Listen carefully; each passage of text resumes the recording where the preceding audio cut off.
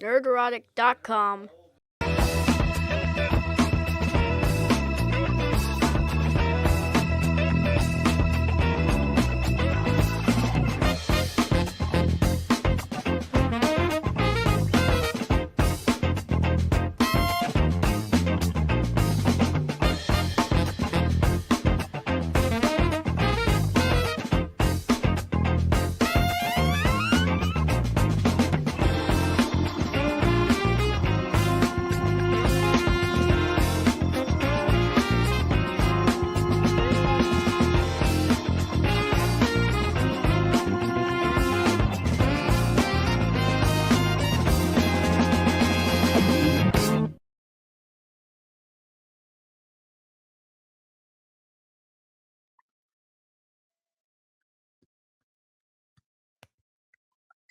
Yeah.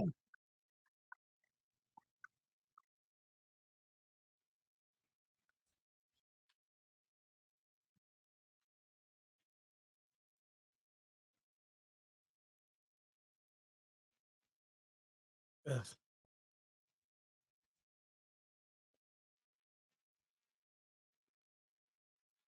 Oh, you're muted, Gary. God damn it. This is why I need an engineer. So I'll say it again. Because they can hear me, but you can't when I'm muted. All right. So that song is temp. It's a temporary song because we were getting hit with revenue sharing or something, even though we bought the license. So we got to figure that out. So there's that. So full disclosure. And I was taking a shower, so that's why we're late. Sorry we're late. Chris Gore, what's up? I'm scarred from last night. I saw the most unnecessary episode, about maybe 10 minutes of new information. And I want to see someone cosplay a Wookiee with with one of those metal detectors. What do they need that for? That was the dumbest. There's so much dumb stuff in this episode. I can't wait to talk about it. Oh my God. We'll get into it. Awful. Yeah. We will get into it. I'll bring some of those stuff up for images too, because it's pretty bad. Hello, people. Exode a girl. Hello to you, white people. I'm not gonna lie. I feel like I didn't watch a new episode, although I did watch it while going on the treadmill on an incline. So not only was my brain getting tortured, but my body. So I don't know. Now I'm associating Acolyte with Training for Peru. That's right. Yeah. So now it's associated with more pain. Well, Yes. you didn't watch a new episode because it had about 15 minutes of new footage. Sure, the repurposed footage was from another angle, but it was the exact same dialogue and it didn't add anything to the story other than Soul watched episode 3 along with us. And I wouldn't be surprised if the next episode we see Smilo Ren, or Little Wang is who I'm going to call him from now on, watching Soul watch episode 3 in the background.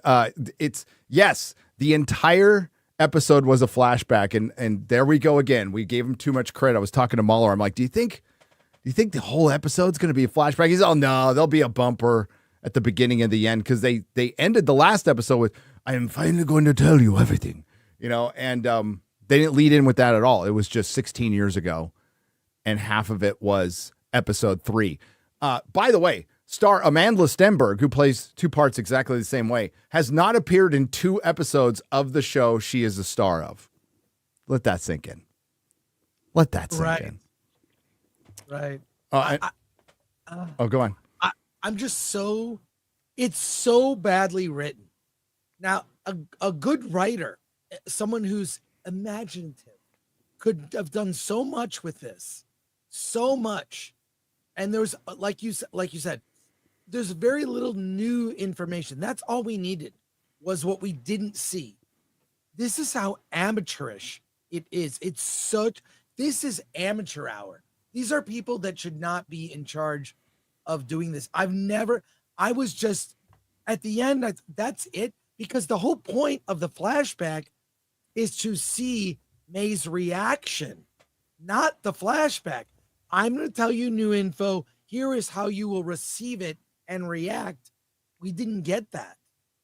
It's the most it's one of the worst written shows I've ever seen. And it's so bad. It contradicts itself constantly within episodes, within minutes, within absolute minutes. So Master Torben kills himself because he feels bad that he wanted to go home. Yeah, and wanted to go home so bad, he was willing to kidnap 2 children to do it. And we'll set up the context for that. But that's why he killed himself. You got to get that clip of John Belushi from the Blues Brothers when he's in the restaurant. He's saying, "How much for the children? How much for you?" Oh, that's got to go in my video. Yes, that's. Put it in your video. Soul was weird. I have a connection. I want I feel a connection to the child. It was freaking weird. Yeah. I did everything but sniff her hair. Pretty much. Like Soul as a character has progressively gotten so much worse. As like we started off going, hey, he can't speak English, but at least he tries and he's trying to emote. Now he is the worst Jedi ever. And Torben is the worst Padawan ever. And none of these Jedi deserve to be Jedi. They're all freaking stupid. No wonder they were sent off to some planet to I'm guessing that was not a metal detector. It was a plant detector, and the Wookiee just wasn't very good at detecting plants that he was walking over. Can't they feel the Force? Like something is over there, or they don't need a metal detector. They seemed couldn't, and why do they need to send Jedi to this planet? Just go, there's a scientific team they can send, not Jedi. It's the Jedi. This was the Jedi scientific team. They were there for 7 weeks. 7 weeks on a planet that 100 years before had no life, no plant life or anything due to a hyperspatial accident, whatever, a hyperspace fart or something. And then there's all this old growth everywhere. And it's, sorry, this is something some dudes, not all, not the dudes in Hollywood, but like 20 years ago, 30 years ago, dudes would think about. They go, well, what does old growth look like? Right. So either the Force gave you old growth on a planet and forests that look like they're hundreds at minimum hundreds and hundreds of years old. That was 100 years old, which was initially stupid. And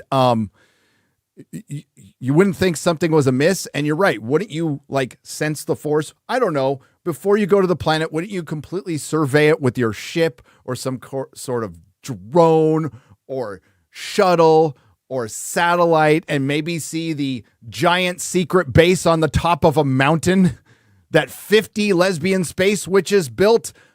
Now, to be fair, they built it with flammable stone. So it wasn't well built. And maybe they should have had some men around. But that being said, and confirmed, the stone is flammable, by the way. That absolutely is confirmed. I thought they would...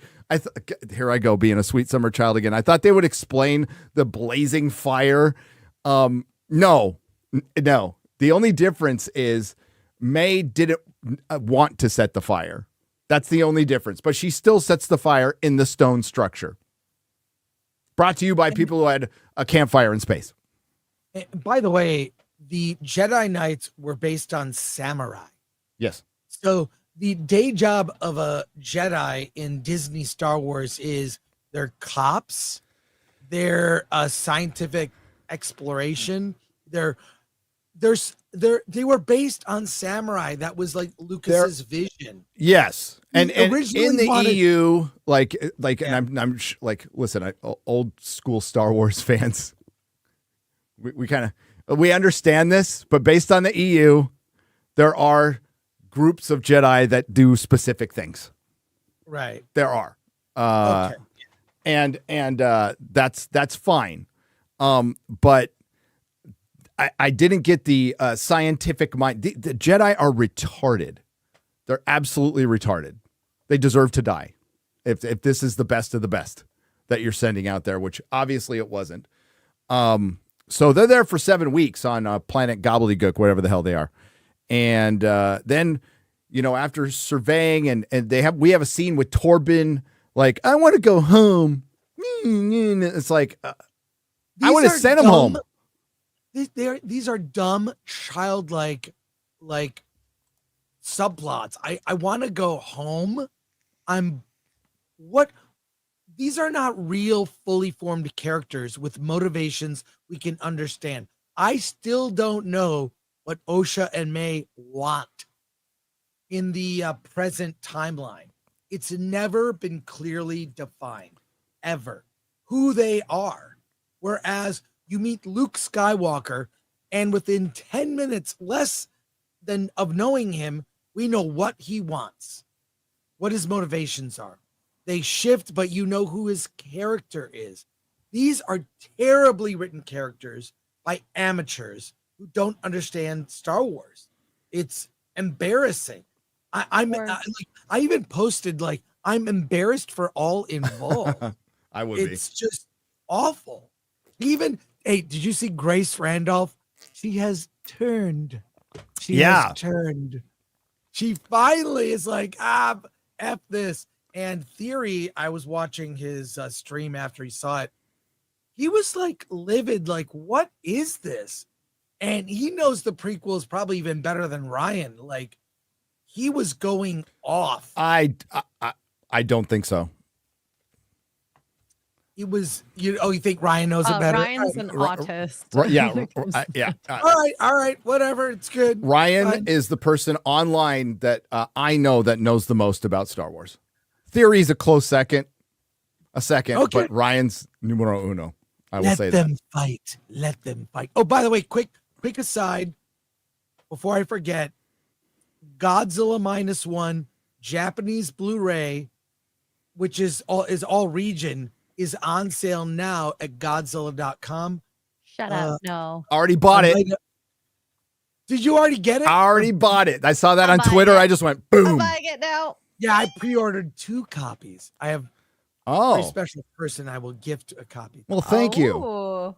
Yeah, no, my daughter. I'm just kidding. Oh, dang. Not you. No, I thought it was going to be Alan. No. Screw Alan.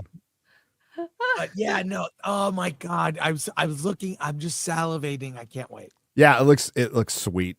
I can't wait to watch it But again. not till September. That's fine. That's fine. You want to share that tweet, X-Ray Girl, that I put in the private chat? Yes, this is Grace Randolph. Man, that was awful. She's right. She's right, but like, She's right. so were the rest of the episodes. Uh, It's, you know what? You just got to practice patience, Chris, because I know everybody in the chat, everybody here, we're just watching everybody, all the rest of the people figure out that Disney Star Wars is just complete garbage, and we're just, yeah. Welcome to it. Did you see Alan Ng was on fire? Ng the Merciless. I was like, well, that was garbage. And then I like that song at the end. Oh, dude. What was the name of the song? I saw Twin Flames. Twin Flames. Twin Blue Flames. It sounded like it was one of those, you see the AI songs you can just write, you put in themes, and it just writes a song. Yes. It's just what it That would have been better. so bad. So bad. So bad. X-Ray Girl, do you know what a blue flame is? When it's really hot. Don't say yes. No. And don't look it up. Oh, Don't look- no. Is it worse than like blue It's what your waffle? hair No, dyes no, for. it's not worse than blue waffle. No. Oh, No. okay. No. Okay, I won't look. Don't look. Just don't look. Chat, be good. All right. Good luck with that. Good luck with that. Oh, so what was confirmed is the Jedi are indeed bad, but I think more accurately, they're just freaking retarded, and they were retarded, and then they covered up being retarded. But you can't. Yes. It doesn't fit well for a tweet well, it probably does, or a title. But that's what it is. The Jedi are bad in this story. Absolutely bad. The thing is, so is the coven of lesbian space witches who are grooming a child into a collectivist communist fucking cult, you know? So there's I called it the Waco of Disney Star Wars because it kind of is. I mean, there's the Yes. States version of events, and then there's the Branch Davidians version of events. Right. And we got to see both, and you just surmise what the truth is. But that's what it is. So Torben, okay, the Torben thing is the dumbest thing of them all. This is absolutely so dumb. So reminder, he killed himself. Probably should have after this. So we find out early on, and this is writing 101. So we set up Soul's conflict. I put that in air quotes in this episode in one sentence. We set up Torben's conflict in this episode in one sentence. So let's go to House of the Dragon, where they set up a conflict for an entire previous season. And there's stuff they set up in season 1 that pays off in season 2.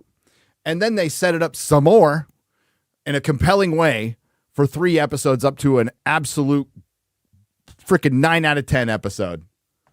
9 out of 10 episode. Episode 4, the dragon battle, so good. And there was drama in the battle. I'm watching that battle, and not to divert too much on Hot D, but that battle's so good. It made me think maybe the ending of Dune Part 2 could have been better with sandworms. There's no story that sandworms break in and they fight and that's it. With this, with the dragons, there's inherent drama with all of it. With what's it when Aegon comes into the fight? Oh my God. It's and then it's like you see how that it's just so good. It was good. So then we watch The Acolyte, where we set up 2 major conflicts that should have been set up in episode 1. And the writer will defend, well, it was. We showed the end. No, you need to set up the conflict a little bit in a hint somewhere. So Torben, the Padawan, wants to go home. They've been in for 7 weeks, and he wants to go home. So they encounter, and we'll get to Soul's conflict later, which is even dumber. It's so dumb. Torben, then we saw the scene in the flashback episode 3 where his mind gets taken over by, God, what's her name again? Head lesbian space witch. That's good. Wait, yeah. Anastasia, is it right? No, Anastasia, Anastasia, Mother Kirill. Yeah, Mother. Is that Mother Anastasia? Mother Anastasia gets into his head. So we get to see what she was doing, and she was tempting him. I like, okay, let's let this play out. Let's see if she does something really smart and seductive, and we get some more context. You can play with time, so this conversation could go on as long as possible. No, she goes, you have feelings, you have conflict. We let you give in to our desires. What do you want? And we're expecting something big, and he just goes, I want to go back to Coruscant. Okay. What? That's it. It's so simple-minded Yes. when compared to Hot D, which is so layered and so like Hot D is so good where 2 women talking in a church is high drama like that from end of episode 3. Oh. No, but that's it. He wants to go back to Coruscant. So they go back and they run, they do the testing. They repurpose so much, and they do the testing. And we find out, so May and Osha are just plot elements. They're not even characters in this. They turn out to be a MacGuffin, right? Because May and Osha, so the reason they were there is a vergence of the Force, which... This is why you don't go there with such a rank amateur.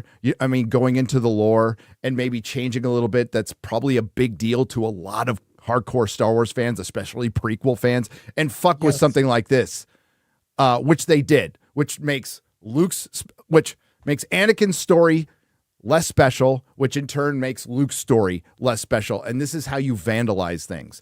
And the reason they wanted to do it, because a girl did it first, Chris. A black woman did it first. Yay, we have progress.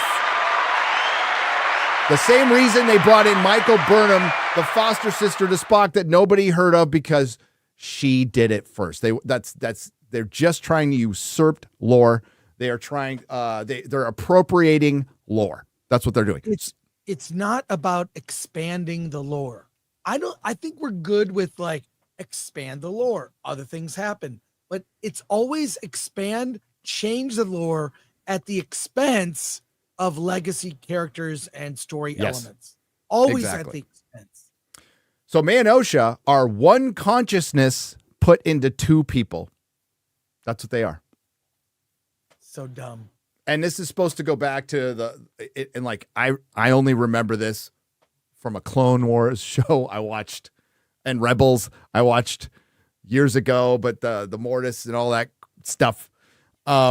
So it's a rip off of that too. So I'm guessing, I don't know. We really don't know if one side's the dark side and one side's the light, because like they've both like turned so much. I don't fucking know, and I don't care. Right.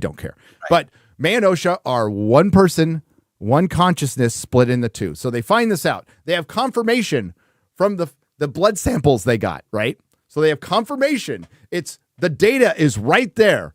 All you have to do is hit send. All you have to do is fucking email it to the Jedi Council, right? No. Torben goes, we have our proof. We need to kidnap the children. It's like, why? You have the proof right fucking there. Right there. And he takes off, and Sol, who's like, no, stop. And on the other Jedi just let him go. And then when they get to the base, whatever the fuck, the fortress, the flammable stone fortress, he joins in. He's all, let's go. Let's kidnap the children. I want a child. He wants a Padawan so bad. Creepy. He's gone to creepy links now. It's really creepy. So right. So we'll back up a little bit. Sol's conflict and motivation to go after Osha was that Moss Windu gave him shit for not having a fucking Padawan, and he's all, I need a Padawan. And then the first time he meets Osha, we have a connection, a deep connection. Which I'm like, okay, that was as creepy, almost as creepy as Obi-Wan telling young Leia, but you'll be older someday. It's on brand for Disney. Really on brand for Disney. So that's it. That's what makes him want to kidnap a child. He got his was Moss Windu his Jedi Master, or just a Jedi Master? I don't really care. I'm just asking. But she gave him shit, and that was the setup for that conflict. That was it. That's all. No prior setup to this at all. So what's funny is the Jedi come in, and now they're Child Protective Services, Chris. Yeah, that's right. the whole motivation, is these children are in danger. And I want to be fair.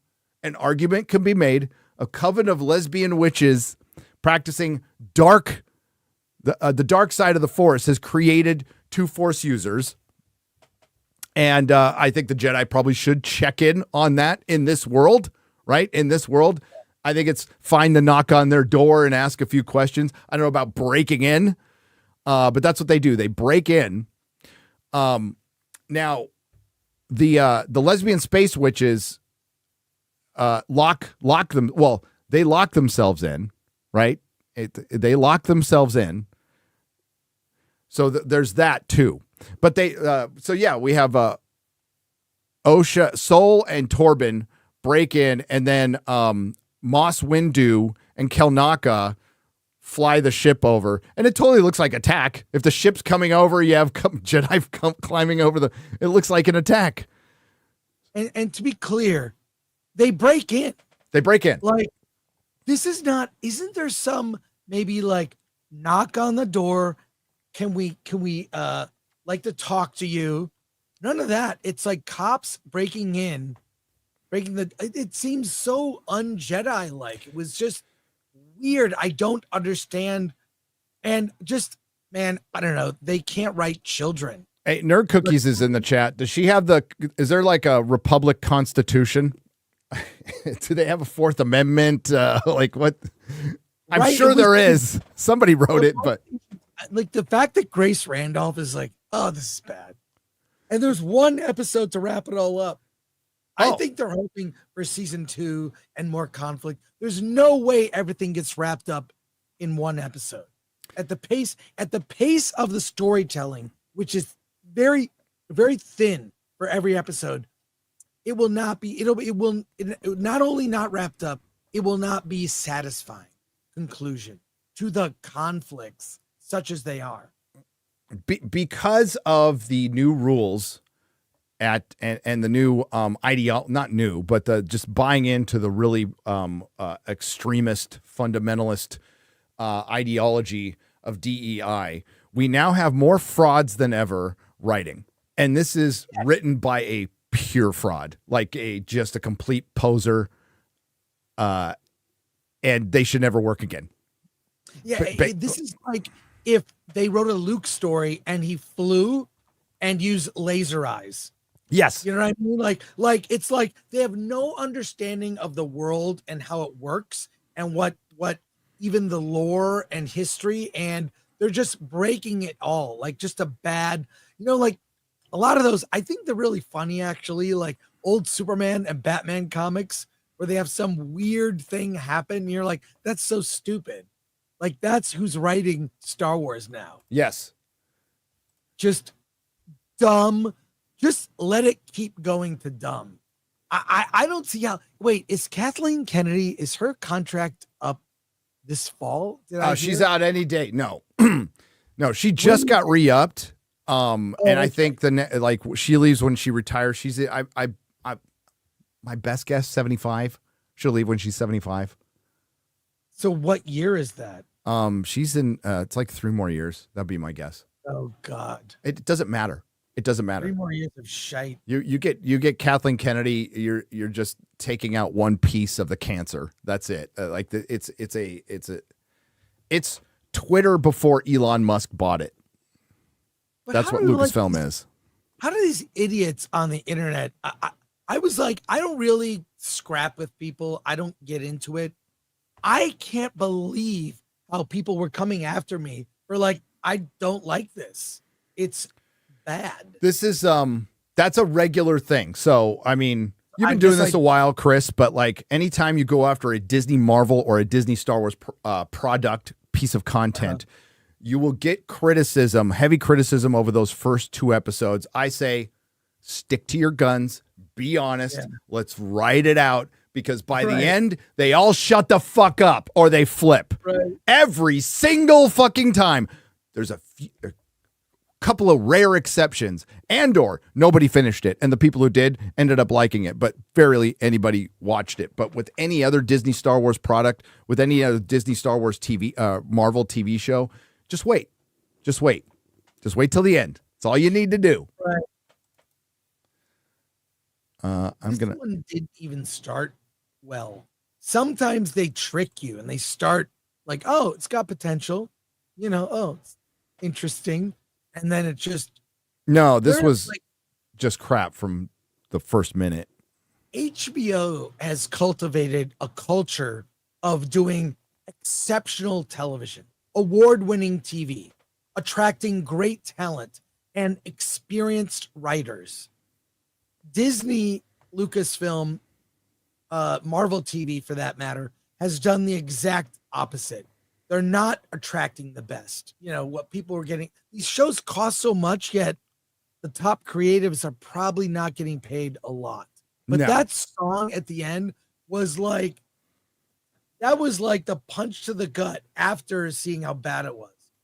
Twin Flame. I know, right? It was so bad.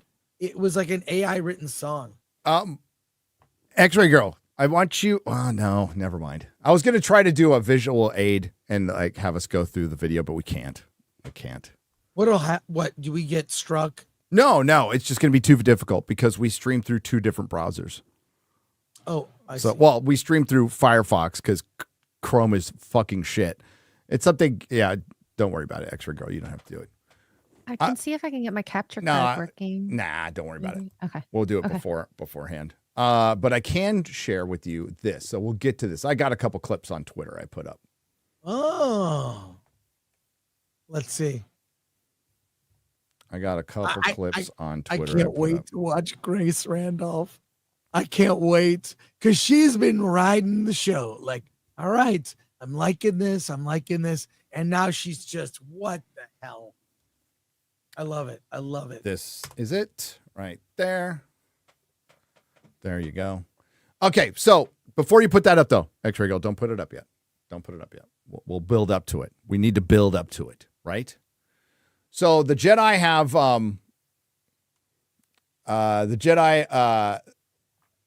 yeah, I just put up all my exciting downloads. I'm sure you're going to see Acolyte review, stuff like that. Yeah, Brave. I might have to go to Brave. My son uses Opera. I got to use a lot of other things. Chrome is absolute garbage. So we have the Jedi breaking in to the lesbian space witch temple. All hell's breaking loose. And we go back and again, they repurpose a bunch of stuff from episode 3 with Soul witnessing it, but nothing really changes other than the angle, right? So we see Soul witnesses the two girls arguing around the tree. And then we see Soul is the one who snuck in to the castle to spy on them while Mother Anastasia is training them. Then we see, and Soul's the one who made the noise that distracted the horny lesbian space witch. So he's the one who made the noise. She didn't see anything. So that answers that mystery. Who made the noise in episode 3 for whatever? But but no context changed. We just saw Soul witnessing shit we already saw. So the whole thing is Soul saw this. Okay, you could have done that in a minute. A proper flashback storyline would add new information, not repeat things we've already seen. The majority of what we saw was repeating episode 3, and then a couple pieces of new info that actually didn't change things much, except for a couple things at the very end. But it's just bad. Yes. Ideally you would want some kind of Rashomon thing. Like, I see events differently now. You're like, all right, well, Soul's a dick and a creep.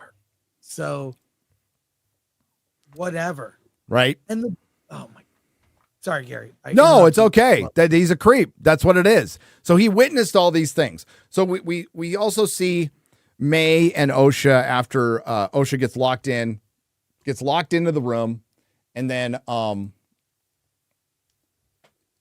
May's on the other side, right? So she's got her little book. I forgot what that little book is going to represent. I forgot it was just a little sketchbook or something like that. That gets set on fire, right? And she, instead of purposefully putting it down the way they showed one perspective, she was like, no, oh shit, it's on fire, and throws it on the ground in the stone fortress. And there's kerosene. So I would understand that some of the space kerosene, where they clearly had electronic equipment and electricity to do electric lights, but somehow they had space kerosene. Okay, that's going to flame up a little bit, and then it's going to be gone like that on stone, especially stone and metal. No, it starts the damn fire. It starts the damn fire. And I'm like, no, really? You had a chance to get out of this, and you didn't get out of it. So that's what starts the fire that eventually leads to the computer system or whatever that blows up the place. But that only kills some of the lesbian space witches. So we got a number. There's 50 there. There's 50, right? But some of them went into the common room to fight Voldemort. And they held hands to do their little meditating or whatever the fuck they're going to do to have the power of many, So Soul is there, and Torben is there, and May comes out, and May says, hey, there's a fire. I'm paraphrasing here. There's a fire. She's trapped, blah, blah, blah. Mother Anastasia is like face to face with Soul, and she like disapparates into a cloud. Soul pulls his lightsaber because he thinks she's attacking. For one, he thinks May is Osha, although these are the two sisters that clearly look different. And he calls her Osha. So he thinks Mother Anastasia is attacking her, pulls his lightsaber and stabs the cloud, and then she reappears around the lightsaber when she could have just gone a foot back and she'd be fine. We have the clip. I laughed. It was so bad.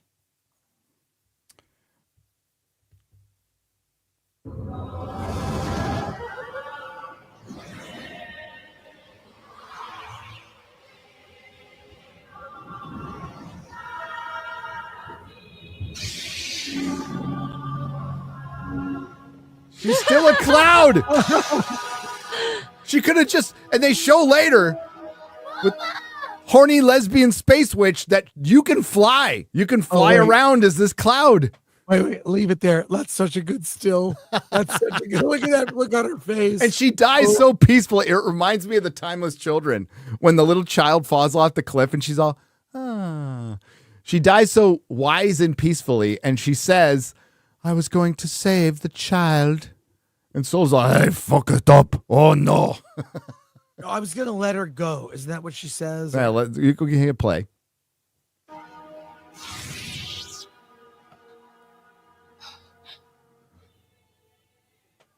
I was going to let Osha go. That's what she wants. Dick. That's what she wants. She chose you.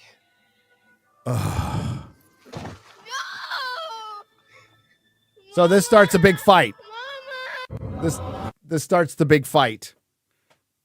And horny lesbian space witch goes off and starts fighting all the Jedi.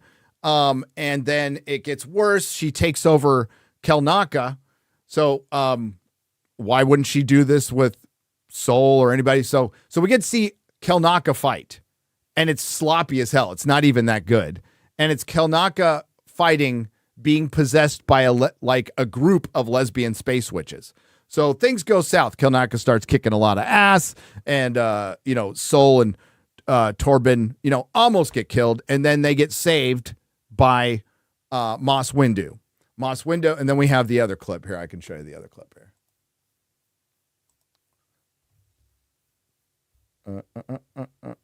Hang on a second.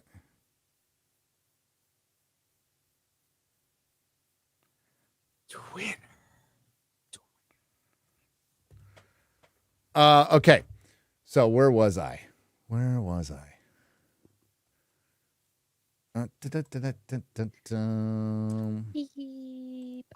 think there also is something when children are written into storytelling. I find people that don't have children are not good at writing children, in particular, parental relationships. It's so fake. It's like Leslie Headland, gonna guess she's not a mom, doesn't understand parenting or raising a child or any of that. And the way she's written young Osha and May is so moronic, is so like someone who doesn't, she writes it like an auntie who thinks children are fun. I'm the auntie. Look at them. She doesn't get it. I see this a lot. Did you find the tweet? Yep. Nice. All right. Here we go. So what happened? Here's her rescuing her. Indara leaps in, takes the Wookiee down, and hovers her open hand over his temple. So she's Soul catches his breath. removing the lesbian space witches. They're all it's not just horny lesbian space witch. It's the rest of the coven that's in the common room fighting Voldemort. She's disconnecting the Wi-Fi. She's disconnecting the Wi-Fi. A little hardcore though, in a very murderous way. Right. Mm-hmm. Hit play. Indara closes her eyes with intense focus. Meanwhile, the witches maintain their spell. Her face tensed, Indara purses her lips and turns her head to one side. In the common room, the witches all collapse into a lifeless heap. Indara's eyes then open. Kelnaka blinks. His eyes return to normal. Get the twins. Master, I... Get them now. Now! Indara leaps. So she kills the rest of the witches. So it was Moss Windu. Now, can you blame the witches for, did they OD on the I don't know, but like that little jerk of the head tells me that was intent. That was intent. Yeah. So, and they said, and their lifeless body. See, I was thinking maybe they just got knocked out and then they died in the fire. But the audio description, that's why I put it in there, says that it's their lifeless bodies. Did you see my message? X-Ray Girl, WhatsApp. Go to WhatsApp. Okay. Have your notifications on. Yeah. Yes. Okay. All right. So, it's obvious that she tried to kill him to me. That little jerk of the head was like, they're done. So now they're all complicit, murderous Jedi. I can't say I'm really sorry that the lesbian space witches are dead or anything. I can't say I'm sorry anybody's dead in this story. But the Jedi are clearly bad, and now they cover this whole thing up with a lie. Yeah. So they should stop being Jedi at this point. They're not Jedi. They're just not Jedi. But this is the nihilism and the postmodernism garbage that we're dealing with right now. And it's antithetical to Star Wars, and that's why this is crap. This is crap. We can talk about all the DEI and inclusion, and man, it turns out diversity is not our strength in this one. We even have an article we're going to go over in a little bit, talking about that. DEI is not why the show is bad. The show is bad because the primary creatives are terrible writers and not talented. Didn't she brag that they had a writer on staff that had never seen Star Wars? Like, didn't know it? Yeah, they bragged about that. I'm sure Leslie Headland hired her friends in the writer's room, or like all her friends who she's giving. She got a budget, from Lucasfilm and just hired friends. That explains that terrible song. That explains, like, she put together a lookbook. I know people like this.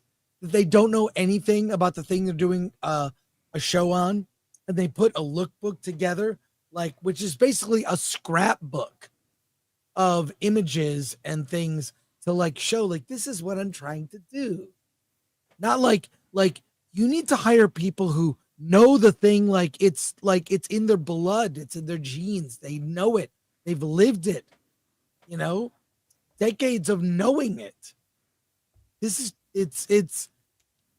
look, we're doing a funeral next week for a reason. Like, it's gone too far. I thought Kenobi was the low spot. Apparently it can go lower, and this is lower. The Acolyte is I don't see. Do you see them? By the way, we went over ratings. Yes. For this week on Versus. It's not even in the top 10 now. And there were several reality shows that, like, I'll find the link, Gary, if you don't have it. I can pull it up real quick. Several reality shows beat it that are so cheesy, bad shows. I'm just shocked. Well, I'm not shocked at this point. Nah, I know. Bluey's number 2. I know that. So on overall, it is it's not even in the top 10. If you go to original, and these are the first 2 episodes, I think. It's number 7. It's number 7. And it'll be gone by the next time, but here's the link. Real quick. Is this it? Let's see. Sorry. It's all right. It's all right. So the Jedi now cover this all up, and we got our girl boss moment with Moss Windu. She comes in and saves the boys, and then chastises the boys for making a bad decision. that she probably helped. By the way, they did send, according to Moss Windu, they did send the information about like talking to the kids to the Jedi Council, and they said no, and they did it anyway. So they disobeyed an order. They did it anyway. Now, could Moss Windu be lying? Possibly. What does this set up? There's obviously another master. I'm guessing it's going to be the horny lesbian space witch, who's going to be the either master or former master of Little Wang. Could it possibly be Moss Windu? Sure. Anything's possible. Even though we saw her die, we know that the first person you see die in a mystery sometimes can come back and be the person perpetuating all this. Right. Whatever. I think it'll be horny lesbian space witch, because she did get away. She was possessing Kelnaka, and she wasn't in human form. So I'm thinking she got away. So she'll be the master or former master of Smilo Ren. I'm giving this thing way too much thought. Yeah, when I hear discussions, everyone else's ideas are way better than what the show is. A better show is being written by all the speculation. So yes, a better show is written by Ryan Kinnell and a lot of the lore experts out there. I saw Star Wars Theory saying this is worse than The Last Jedi. I'm like, well, I think there's a bottom and we've just reached it, but you know what this is? Because nothing could equal the damage that Last Jedi did other than possibly Obi-Wan. But the Disney trilogy did a lot of damage. I think it's undersold how much damage The Force Awakens did. And everybody hated The Rise of Skywalker, which was just a patchwork trying to make everybody happy, making nobody happy, and it sucked. I think this, like the Marvels with the MCU, this is Disney Star Wars in its final form. This is what Kathleen Kennedy wanted. This is everything she wanted. This is the fan base you wanted. This is the material you wanted. This is the writing you wanted. This is the content you wanted. And you got it. And anybody holding out hope beyond this, bless you. But this thing needs to be put in a vault and not made for a decade minimum. At least a decade. I mean, Lucas was smart about that. He put it away, kind of kept it alive a little bit. Action figures, EU stuff, it was around. But man, I remember Star Wars fever coming back big time in the early 90s with the Heir to the Empire books. I devoured those books. I remember listening to the soundtrack for Star Wars while reading those books. And it just reinvigorated. I was already like keeping the flames alive, hoping one day there'd be prequels or sequels. Or the Twin Flames? The Twin Flames. Twin Flames. But what a terrible choice. That's just one of the bad things you could point out. But do you think normies are lost and the only thing left are us to goof on it? And then these weirdos who defend it and pretend to like, and I say pretend to like it. There are people that are pretending to like it, but even Grace Randolph cannot pretend anymore. She can't pretend. No, and there's still an episode to go. Only one, and they're short. They're like, thank God they're short. Yeah, I that's the only saving grace is like, well, they don't have enough story to fill a 2-hour movie, much less a 4-hour storytelling over 8 episodes, with all the cliffhangers being, I'll tell you a secret. So bad. It is. So again, if you go to there's the Nielsen's, go to the originals. 1 second. I just lost the window. How? I don't know. Lost the window. You have too many tabs open. I have too many tabs open. Happens to me all the time. It's not anywhere in the overall top 10, as you can see here. Oh, here it is. Yeah. There is wait. There should be a link. How come yours is different? Maybe because I'm in Canada. Good God. Yeah, there should be a little tab on top saying original and stop. Weird. Go down. Oh, here. Stop right there. Hit original. There you go. There we go. Yep. And there it is, number 7, the 2 episodes. That was the 2-episode premiere. It's all going to go down from there. Now, there's no question that it's going to drop off of this. No question at all in my mind, anyway. That was early June. Yes. So the Nielsen ratings, which are still not completely even close to accurate, but they're a gauge, right? They come out a month afterwards. Look at the link I put in the chat. That gives more recent. Yes. It's just a quick graphic. You can share that one from Variety. It's from X on Variety on X. Okay. This is for June 28th through July 4th. Not even in the top 10. And they're like 2 dumb reality shows in there. Love Island USA is number 4. And America's Sweetheart, the Dallas Cowboy Cheerleaders, is number 8. Not even in the top 10. And it dropped from at its height. Wow. Yeah. The Boys is in there. Not as high as you'd think. The Bear. Everybody likes The Bear. It's got 1 billion. The Boys. Why am I putting myself through that torture? Oh, is it that bad? Last episode was awful. It was just, the thing is, I like the characters. I want to know what happens. But God, it's off the rails now. Yep.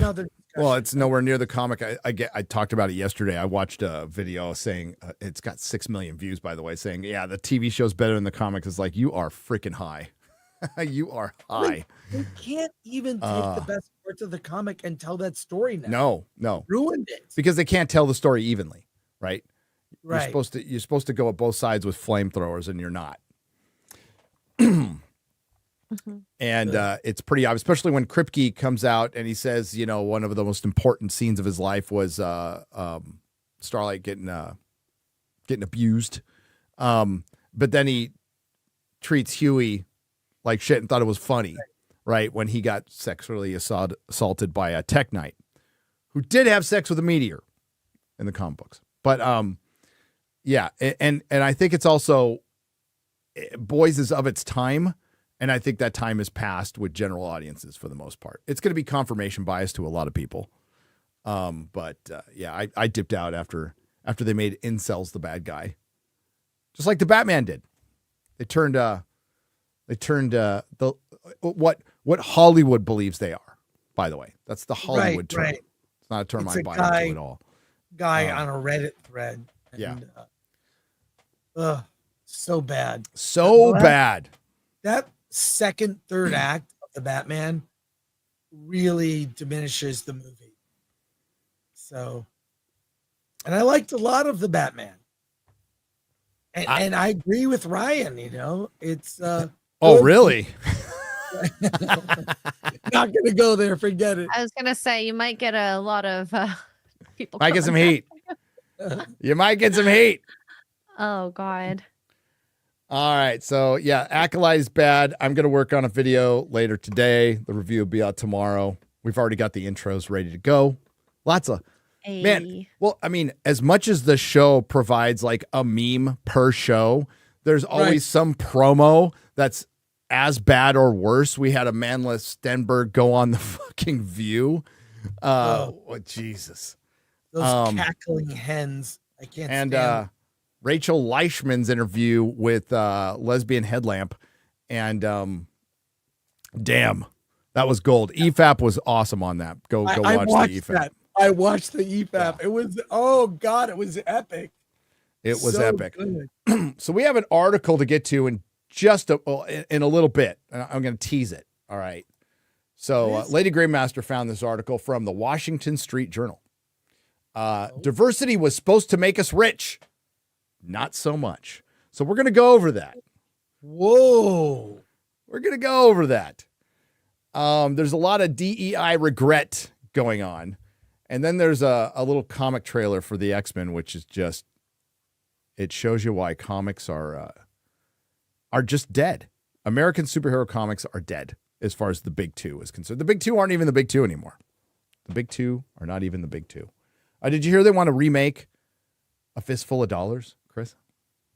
Yeah, I heard that. That's stupid. But I'll tell you why. Okay, just for a sec. A lot of times filmmakers get to a career, a place in their career where the only thing they have left are early successes. And so, or you've got a franchise or a thing. So it's kind of sad, like something that doesn't need to be remade.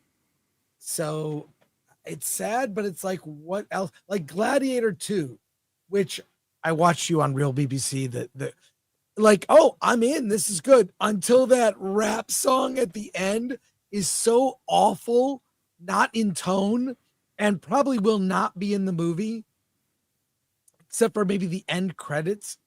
It's like, this is, they don't know how to resurrect old, properties like that. And in some cases, they really shouldn't do it at all. There's no point. No point. But first, we have a special guest joining us for a little bit.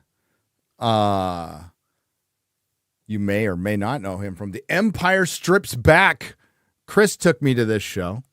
Yes, I did. Russell Beattie, welcome. He's also has a book out that's causing a little bit of trouble.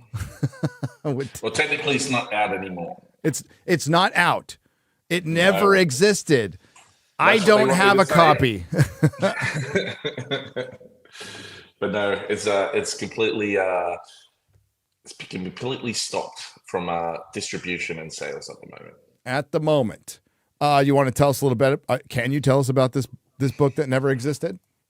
Yeah, so I'm known for taking like parody productions and things like that, and I made a book a few years ago, which was like a Playboy slash Star Wars kind of comedy book, as if it was like a Star Wars book released in the 1970s kind of thing. Yeah. And it went really well. People loved it. And then I started working on the next project, which was kind of a Batman history kind of photo shoot series. And the more I worked on it, the more it grew. And I spent about 10 years on it, just, every few years shooting the same people and whatnot. So you have all the characters kind of set over a 20-year period, and they all age throughout the book naturally. It was just meant to be this art thing, but then I ended up putting it as a book because everyone kept asking about it. So I wrote a long story, and it's kind of presented as a history kind of format. And it's been out for a while. And in that time, I sent off to DC to see if there was any interest. We tried to inquire about licensing the characters, but it's just such a mindfuck to try and get anything like that through if you're not already represented. And basically, we just kept going with it, and we didn't do that many runs, and we never really made much money out of it because we did such small runs. It was only for the hardcore fans, Batman fans out there who knew about it.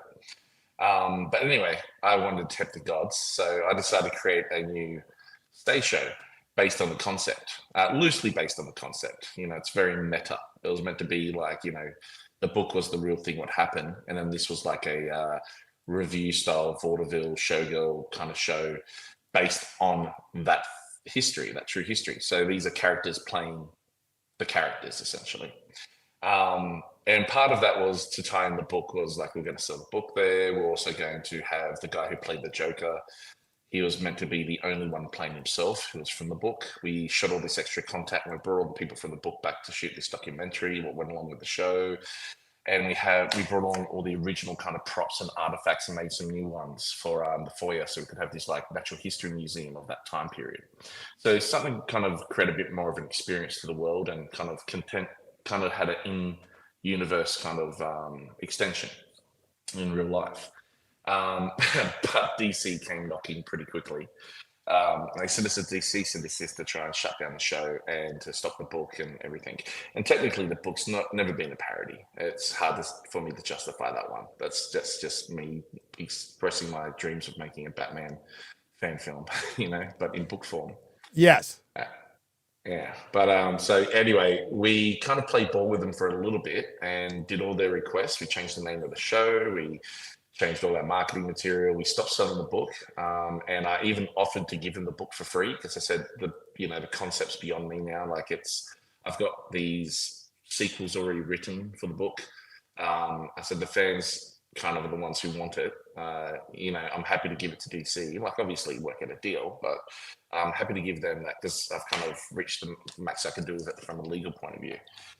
They didn't respond to that. They just responded with basically trying to lock me out of talking about the book, even acknowledging it. Like the agreement they sent me to allow me to do the show, which the show's in its legal right to do. Like it's a parody show, so it's legally allowed to do it. But they sent me this big agreement just to kind of threaten me into basically locking me out of doing any kind of commentary on DC characters ever again. Do you have like links to look at pictures or video from the show? Oh, the show? Yeah, I sent a couple of links to X-Ray Girl, like a little video of the show. It's just the first one I sent through. Cool. But yeah, so anyway, long story short, I told the lawyers to basically get fucked. And I won't sell the book. I'm not allowed to sell the book anymore. I had 6,000 copies were printed up ready to sell at the show. But instead, I'm giving the books to the patrons free of charge. Save one for me. Save one for me. I'll be back, Russell. All right. I have to save one for you and Alan. But essentially, the books, I'm not giving them to you to keep. If you take the book, I'm legally requested by DC and Warner Brothers to destroy all remaining copies. So if you take a book at the show, there's a big disclaimer on the cover on a brown paper bag, what it's in, just saying, if you take this book, we trust in good faith that you'll destroy it at your earliest convenience. Cool. I'm looking for some way we could show the pictures of the book. Yes. I'm trying to think where I've got them because I just kind of scrub them when I was doing some. Yeah, there's some on Reddit and stuff. But yeah. I've actually got a copy in the next room if you want me running with it. Right, get your copy out. Whip it out. Whip it out. Careful with your words there, Chris. So hi, Grace. Are we showing a trailer for this show or the last one, X-Ray Girl? Show this. I don't know if we can show The Empire Strikes Back on the show. Yeah. No, there's no nudity. Okay. This one especially. That's just a fancy trailer I sent through. All right, cool. Here we go. We've seen this, by the way. We saw this at the Ricardo Montalban Theater. Time it was the lights were low. Lean back on my radio. Some cat was laying. Probably gonna get hit for this, but that's okay. No, it's my song. Okay. I recorded it, even though it's good. David Byrne cover. Then the loud sound didn't seem to fade. Came back like a slow voice on a wave of haze. That wasn't no DJ, that was hazy cosmic jive. This is better than the Acolyte for sure. Yeah, for sure. There's a star man. That's the Red Guard. There you go. Hey, Vader. But he thinks he'd blow out My favorite part of this show is when R2-D2 throws dollars at Princess Leia. Made it rain. Made it rain. I've seen this 3 times. I am not surprised, Chris.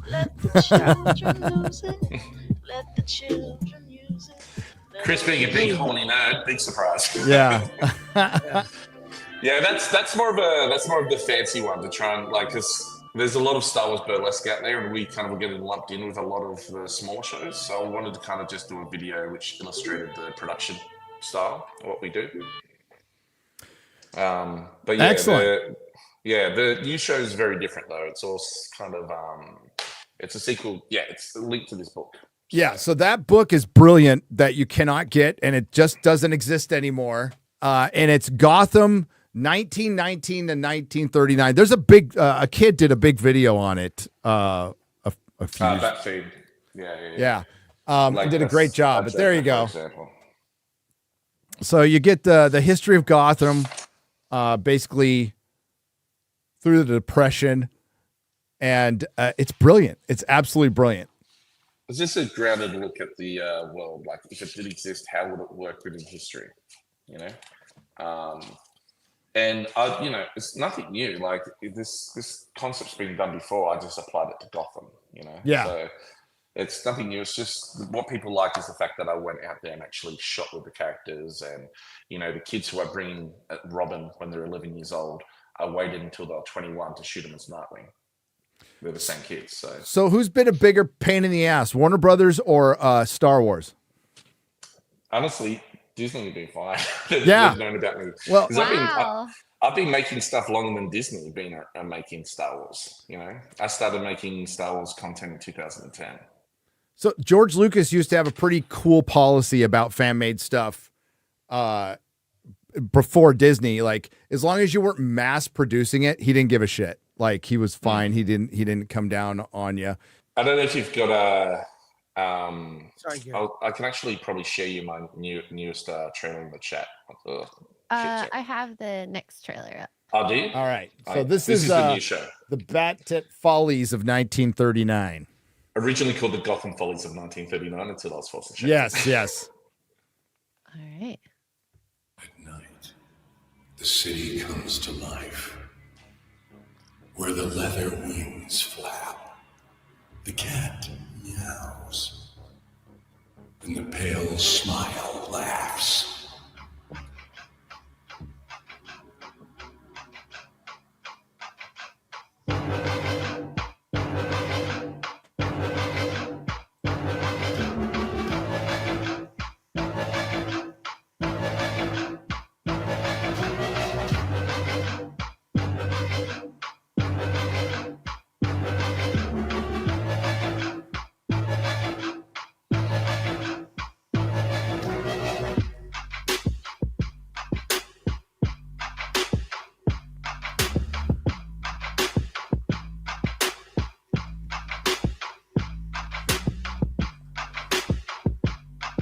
When's the show going to start?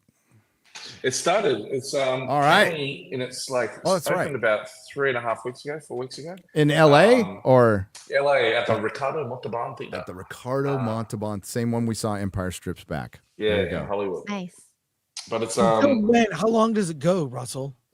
Well, we want to kind of last as long as we want. We just extended another 2 weeks, so we're going for at least another 4 weeks at the moment. After another 5 weeks at the moment, we're still going for, including this week, and then hopefully we can extend for another month.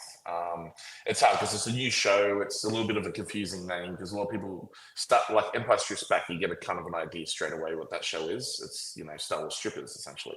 People boil it down.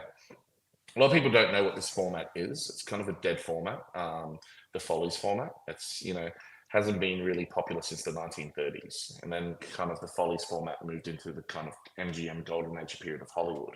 And then it just kind of evaporated from there. So we're trying to bring back some of the original entertainment, what was, you know, but with a modern sensibility. What kind of started off in the theater, because that theater there is like the first Broadway style theater in Los Angeles, I believe, the Ricardo Montalban. And like they had some amazing vaudeville shows and showgirl shows and things like that in the past. So we're trying to bring it back in a kind of modern style and add to the Batman kind of world I've built. And is the Empire Strips Back, is that returning? That is. I haven't had much to do with the Empire Strips Back in about 18 months. kind of outgrown me and moved on. And plus, I'm saying pretty much said goodbye to my relationship with Star Wars. Yeah, tell me about it. Yeah. I've got one more thing. I've got one more thing coming out, but I've shot half of. It's kind of like my sweet goodbye letter to 15 years of my life of working with Star Wars content. Because I've made a holiday special. Like, it's online if anyone wants to check it out. It's like almost an hour and 20 minutes. We did our own holiday special. I've made 2 books, 2 calendars, merchandise, live events. Everything to do with Star Wars, just not for Lucasfilm or Disney. And yeah, I've got one more little project coming out. And then that's kind of it for me with Star Wars, I think. So, but Empire Strikes Back, I believe, is coming back to LA it's in San Francisco at the moment, and LA, I think it's coming back in October, I believe, 3 months. Is it ever coming to Canada? It was just in Canada in January. There you X-Ray go. Girl. You missed it. I totally missed it. Well, X-Ray Girl actually contacted me for tickets and then forgot. And to then I follow up. forgot. What? I bimboed myself. Hey, Chris, don't act like you've got a great memory. You're the one who asked me for her. I know I did. But I before I knew you, I paid to see it. And it was so in San Diego, I saw it. So good. There's a whole it's just fantastic show. Yeah, I spent a lot of time on that one. But yeah, that started out as a tiny little show for 100 people and as a joke, and we were only going to do it once. And wait, didn't you do, correct me if I'm wrong, you did a Game of Thrones themed burlesque show? The Dames of Throne. Yep. Do you have any video on that we can show? Probably not. To show's hard, man. Like, there's a lot of, you've got Rob Stark river dancing in his mother's blood with a wolf severed direwolf's head on, And then, I had to. The thing is, how do you kind of beat a show which is so overtly sexual and overtly violent? You have to take it to the extreme, and the only way I can kind of compare the blood and gore in it is if you've seen the original Addams Family movie, where Wednesday and Pugsley are doing the act and they cut each other's limbs off and they just keep pouring out blood at high pressure. That's essentially what happens. Very Monty Python. That's good. Very cool. Exactly. Well, Russell, thanks for coming on. And if it's still going when I'm in SoCal, I'll try to get up there. Yeah, please do. I'll be there in a couple weeks. I'll take you for a drive in the Batmobile. Oh, right on. Oh, okay. Wait, what? Yeah, I built a Batmobile and it actually drives. I've been driving around Hollywood Boulevard. Oh my gosh. Let's fucking go. Let's go. Thank you, Russell. Thanks, guys. Thanks, Russell. Russell Beetle. Russell Beetle. A rebel. Told Warner Brothers to fuck off. I knew he would have problems. I was like, oh, new show. We'll see. Well, especially with Warner Brothers, right? They're terrible with stuff. Utterly terrible. So we got this. I gotta. Can we see the whole article? There we can. Okay. The diversity article? Yeah. I think so. I have it. Yeah, it's from Microsoft, but it's going over to. God, I hate it when they do that. Let me see. It looks like I can see the whole thing. So okay, good. You can go ahead and share that. Diversity was supposed to make us rich, not so much. By James McIntosh of the Wall Street Journal. When management consulting firm McKinsey, McKinsey comes up again. Do you know what? You know where we know McKinsey from?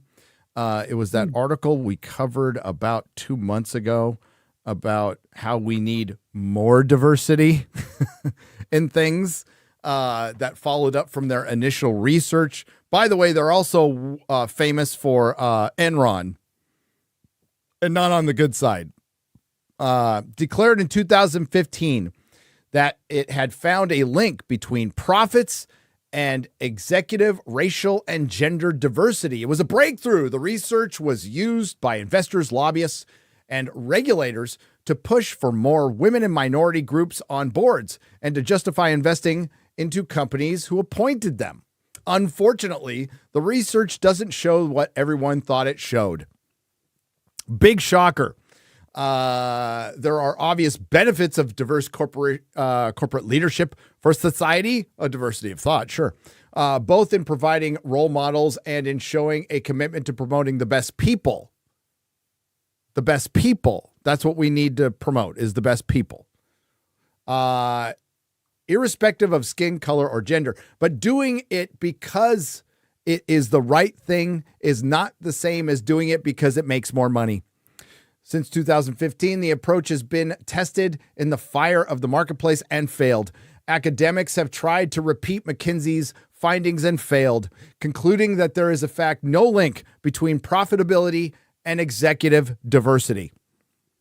And the methodology of McKinsey's early studies, which helped create the widespread belief that diversity is good for profits, is being questioned.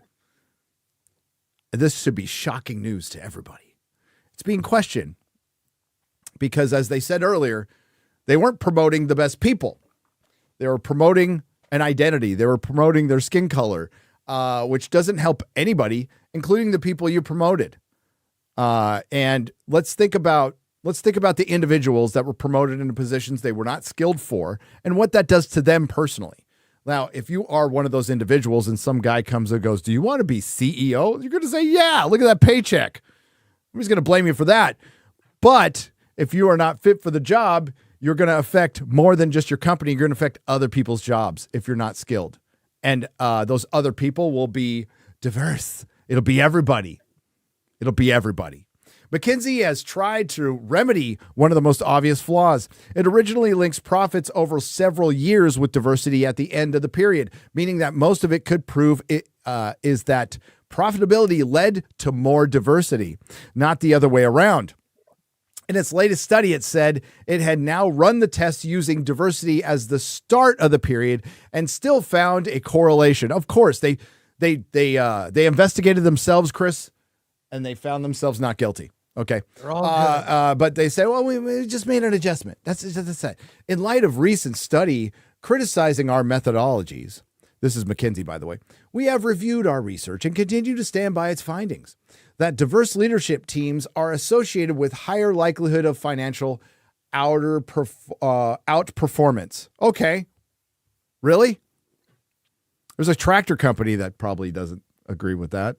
John Deere. Not I doing heard so about well. that. Yeah. It's crazy. There's a beer company that probably disagrees with that. There's a lot of entertainment companies that prove this isn't really working. We have also been clear and consistent to our research that our research identifies correlation, not causation, and that those things are not the same. The trouble is that McKinsey behaves as though the studies do show causation, constantly talking of the corporate benefits of diversity. Even the correlation is in doubt. Academics can't replicate McKinsey's study precisely because it keeps secret the names of the companies it used. Because it's bullshit. Because it's always been bullshit. Let's take it back to, oh God, there's that fucking statue of the little girl in front of the bull. Oh, I've seen. Yeah. You know what happens to that little girl? What happened? She dies if the bull keeps going. Okay. So the comic book industry went crazy, went nuts back in 2014 when there was a poll up, when there was a study, a poll, whatever, that asked, are you interested in comics? And it came back, 50-50 split, men and women, they're interested. They didn't ask specific questions. Are you interested in comics? And this is at the height of the MCU. So interest could be, I bought a T-shirt and I like Spider-Man. I bought a pop vinyl. So the comic industry went nuts and said, well, we need 50% women running this. Are that many women interested? No. So they scraped the bottom of the barrel and they started getting rid of the comic creators who had been there for decades, and they started flushing them out. And the comic industry is in shambles right now, completely dominated by manga, completely dominated, because they just thought we need to replace half the men with women without giving it any thought of, are these women good comic creators? Are they good comic editors? How many of them read comics? How many women went to the comic store every week to buy their stack of funny books? How many went once a month? I can tell you, not many. Not many at all. And that has not changed. And the data has proven, especially with movies and stuff, more men than women saw Captain Marvel. More men than women saw the Marvels. More men than women are watching The Acolyte. Madam Web. And that is just an entertainment. That is just an entertainment. Now we're trying to have, especially the woman, I forgot her name, who was the marketing executive for Bud Light. Oh, God. What a fucking She's disaster. gone, I assume. She's gone.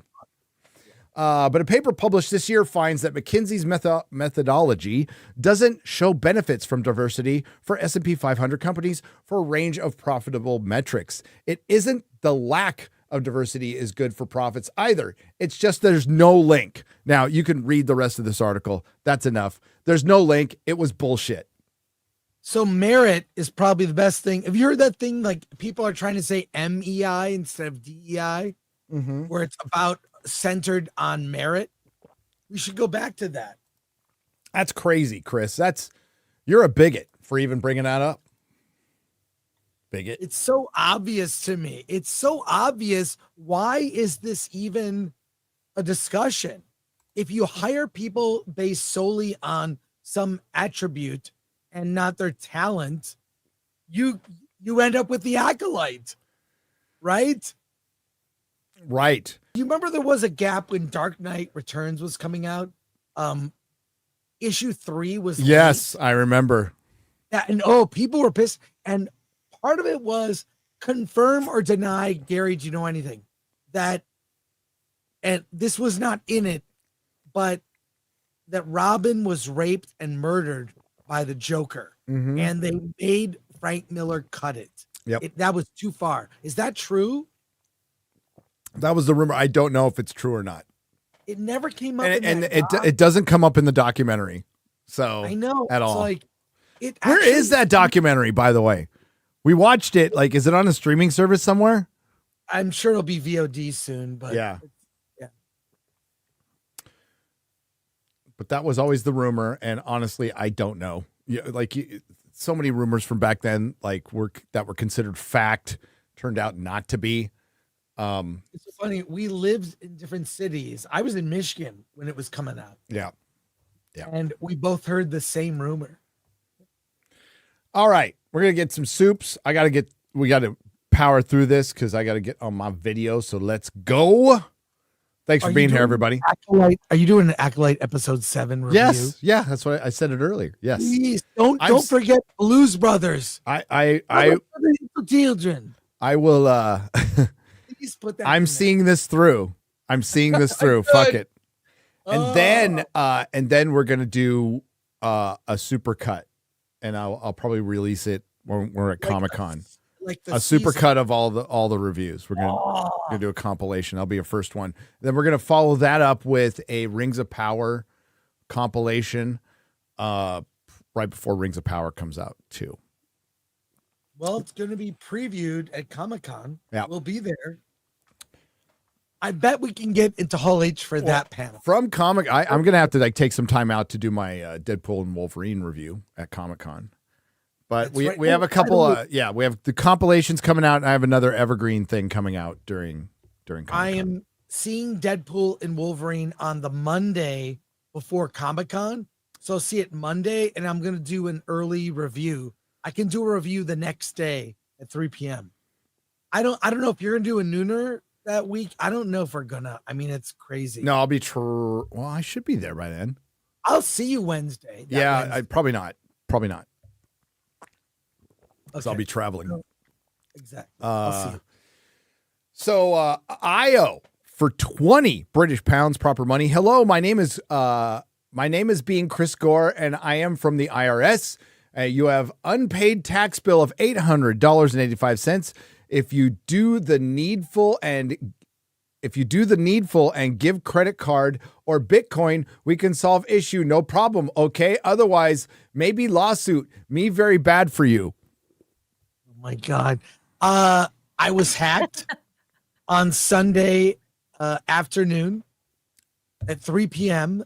The hack was someone else had control of my account. It said it originated from Russia. I have no idea if that's true, but I only lost my account for less than 24 hours. I got it back the next day around 11, and 60 people corresponded with a guy. And I hate to say this, about 6 people did get scammed. I feel so bad. Now, a lot of the people are trying to get their money back, and there are ways to do it, charge back with your credit card, all that stuff. So I'm corresponding with the people, but I feel horribly guilty. So anyone, and the dumb thing was, even Ryan made fun of me. There was a picture of the computer and a phone with my Twitter on it. It was so dumb. Like, it wasn't a photo of me. And it was really out of character, like a charity thing, whatever. If I'm saying you can buy something from me, you go to a place, it's an official website, you can buy it. You can buy the shirt I'm wearing now at shop.filmthreat.com. But you use your credit card. If there's a problem, you can get charged back. I would never ask people directly for money to give to me personally. And they even, like, I have all the documentation. It's a weird, like, it's a scam, and there was a bunch of phishing going on with Twitter at the time. And just like, let's be clear, if we're gonna give something away, like for me anyway, I don't have a Telegram because that PS5 thing was going around. I don't have a Telegram, and we only give stuff away at meetups and on Instagram, and it's usually just merch. I don't that's it. And by the way, I corresponded with Grums actually on Twitter DMs when I got my account back. He said a lot of people, he asked me to describe what happened, and I just went through and told him. And then, he said this is happening to a lot of people in our circle are being hit up. So be careful. The Paladin Jock for $9.99. I want to bring this up because I'll tell you what I was going to say. So when I was okay, so Paladin Jock for $9.99. Gary, kudos on making salient points and keeping your cool on Piers Morgan while catching passive aggressive strays from the toxic twink twins. I had something locked and loaded that I was going to say, and I'm like, I better not. It's because I would have gotten in trouble. So hypothetically, I would to that one guy with the fingernails. I was going to say, hypothetically, this is a terrible thing to say, by the way. And this is why I wouldn't say it. But if I hypothetically said it, I would have said, I'm more black than you because I've been to prison. I was about to say that, and I reeled that back in. That's great.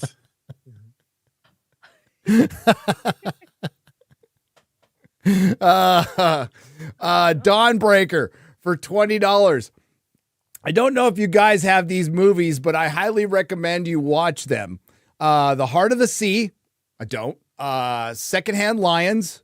Heard of that one. Chasing Maverick. And lastly, the Netflix movie Klaus. All great movies. I'll check it out. We'll check it out. Magnus Toth for $20. Where would you put the Time Bandits on the list of classic 70s, 80s genre films? I don't think it gets enough recognition. Hearing that Apple is about to mutilate Time Bandits hurts more than even watching Doctor Who die. Time Bandits is in my top 10 favorite films of all time. So that's where I put it. That movie. That trailer is an abomination. Absolute Lisa abomination. Kudrow, what garbage. Well, and there's no little people. And that's Peter Dinklage. That's Peter Dinklage. And he has cost so many jobs with his fucking big mouth. And I like Peter Dinklage as an actor. I think he's a great actor. Do. But he sure kicked the ladder out from behind him. Dude. His first movie, look up The Station Agent. That's his first film. I've seen The Station really Agent. Good. Magnum Norris for $50. I just watched Godzilla -1. Great. House of the Dragon was great. Isn't it good to watch good stuff? I missed this. Yeah. It's great to talk about. We talk about House of the Dragon every week for 3 hours.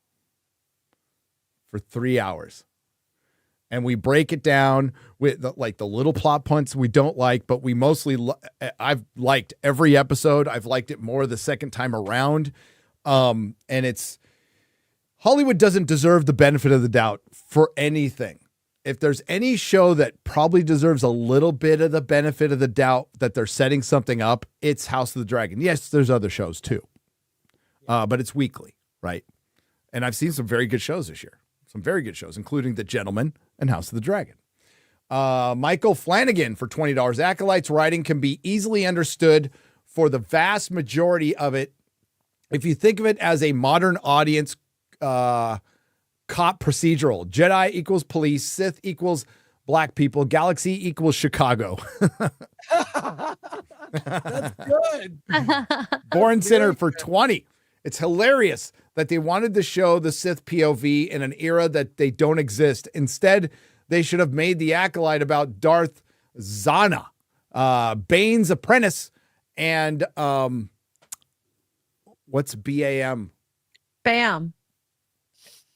I know. That's it. No, it's supposed to be Interesting female character. Like and bam. Okay. And bam. Interesting female character and story about the Sith POV. How am I supposed to know? Okay. You can't even give me, there's so many acronyms. I'm like, is that an acronym? Like, what the fuck? I don't know. Sorry. You can't win. Darius White for $20. Janet Reno and Elian Gonzalez vibes from the Jedi. Anyone? Man, oh man, I remember that. Oh, whatever happened to that kid? The one they took to Cuba? From the Jedi. Anyone? Man, I hope Headlamp is getting the most out of this $180 million. My family didn't affirm my choices therapy. Tales told by idiots full of sound and fury. Big ass mothers. Bam. That's what BAM stands for. Yes. Signifying nothing. Hopefully the power stays on. Here comes the storm again. So we didn't get a drop of rain from the hurricane. It was Really? It was 90 degrees. It was sunny. Like Houston's getting just destroyed. And over here, we're fine. Then 2 days later, we get just dumped on. It's crazy.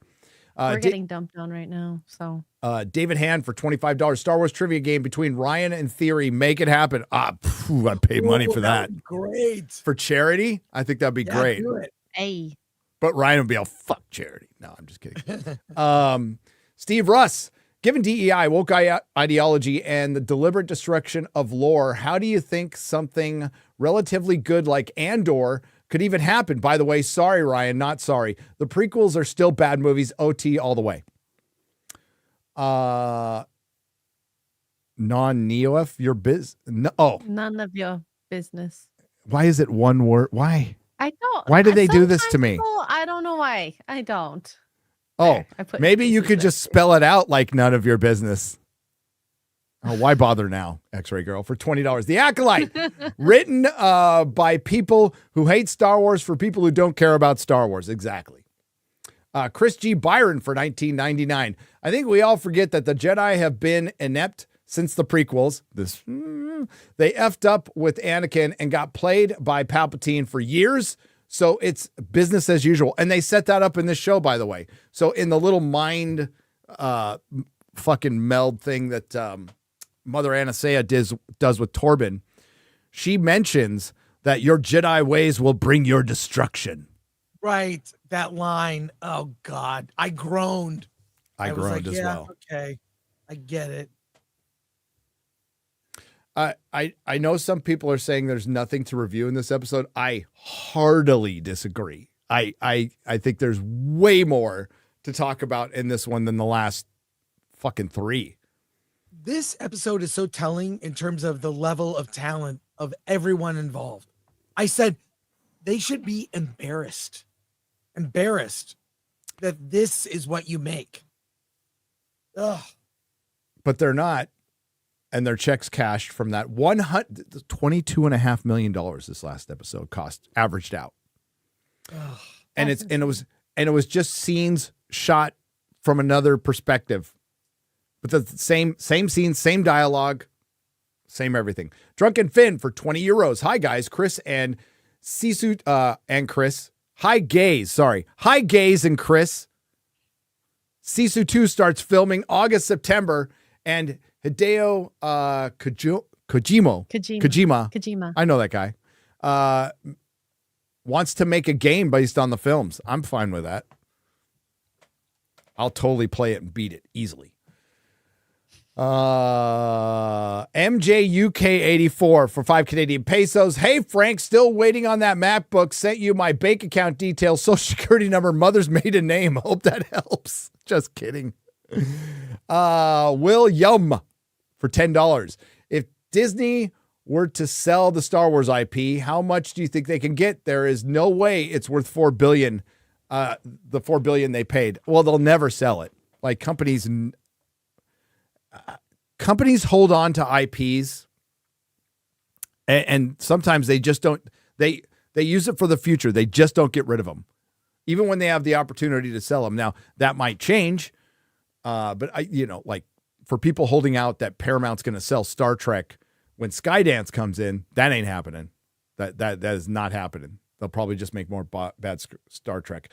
The infamous El Guapo on the Streamlab side for $7.77. The last great series I watched was Reservation Dogs. All 3 seasons, great. Don't be fooled by Waititi involved. Gore, I finally watched your doc about Attack of the Show. Brilliant.